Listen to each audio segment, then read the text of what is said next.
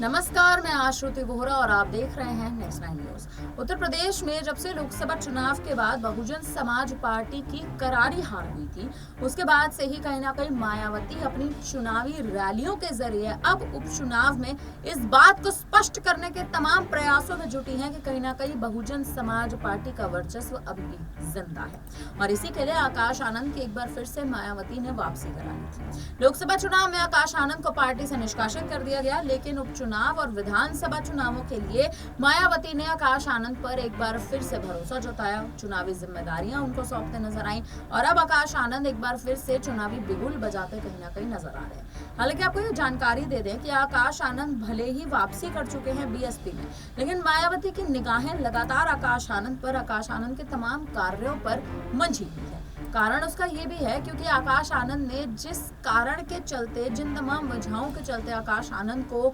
लोकसभा चुनाव के दौरान पार्टी से निष्कासित कर दिया गया था, वही तमाम कारण एक बार फिर ना दोहराए जाए। इसके लिए मायावती कहीं ना कहीं ये तमाम मुद्दे सुनिश्चित करने में लगी हुई है, जिन मुद्दों के तहत आकाश आनंद भरपूर तरह से और ढंग तरह से कहीं ना कहीं पार्टी में रहकर काम कर सके, पार्टी में रहकर तमाम बयानों के आधार पर एक तरह से अपने बयान सामने रख सके और जनता की मांगों को पूरा कर सके। हालांकि आपको जानकारी दे दें कि लगातार मायावती ने जिस हिसाब से आकाश आनंद को लोकसभा चुनाव के दौरान उन्हें अपरिपक्व घोषित कर दिया था और मात्र 1 से 1.5 महीने के अंदर मायावती ने आकाश आनंद की वापसी करा ली थी, जनता कहीं ना कहीं इस बात पर विचलित हो उठी थी। जनता को कहीं ना कहीं इस बात पर भरोसा नहीं हो रहा था कि आकाश आनंद आखिर 1 महीने में मायावती के लिए परिपक्व कैसे बन गए कि 1 महीने के अंदर अंदर राष्ट्रीय संयोजक का पद भी मायावती ने उन्हें सौंप दिया और कहीं ना कहीं आकाश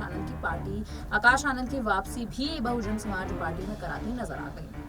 लोकसभा चुनाव की बात कर ली जाए तो मायावती ने आकाश आनंद को पार्टी से निष्कासित इसीलिए किया था क्योंकि मायावती को तमाम ऐसे बयान आकाश आनंद के सुनने में आए थे और आकाश आनंद ने तमाम ऐसे बयान चुनावी जनसभाओं के दौरान सीतापुर में एक रैली को संबोधित करते हुए उन्होंने तमाम बड़े बयान दिए थे। योगी आदित्यनाथ की रणनीतियों पर सवाल उठाया था, योगी आदित्यनाथ की सरकार को आतंकवाद की सरकार बता दिया था और भारतीय जनता पार्टी पर तमाम कटाक्ष करे थे और इसी के बाद आकाश आनंद पर कड़ा एक्शन मायावती लेती नजर आई थी। हालांकि मौजूदा स्थिति पर अगर थोड़ा गौर कर लिया जाए तो कहीं ना कहीं मायावती ने आकाश आनंद पर एक बार फिर से भरोसा तो जताया, लेकिन इस भरोसे के चलते अब अखिलेश यादव के खेमे में भी बौखलाहट बढ़ सकती है और कहीं ना कहीं चंद्रशेखर आजाद, जिनके साथ मायावती गठबंधन करने के तमाम प्रयासों में जुटी हुई थी, वो चंद्रशेखर आजाद भी कहीं ना कहीं मायावती से नाराज हो सकते हैं। कारण ये भी है क्योंकि आजाद समाज पार्टी के मुखिया चंद्रशेखर आजाद बीएसपी के साथ गठबंधन करना चाह रहे थे। बीएसपी में बतौर एक कार्यकर्ता एक समय पर काम कर चुके हैं और अब उसी बीएसपी में वापसी करना चाह रहे थे,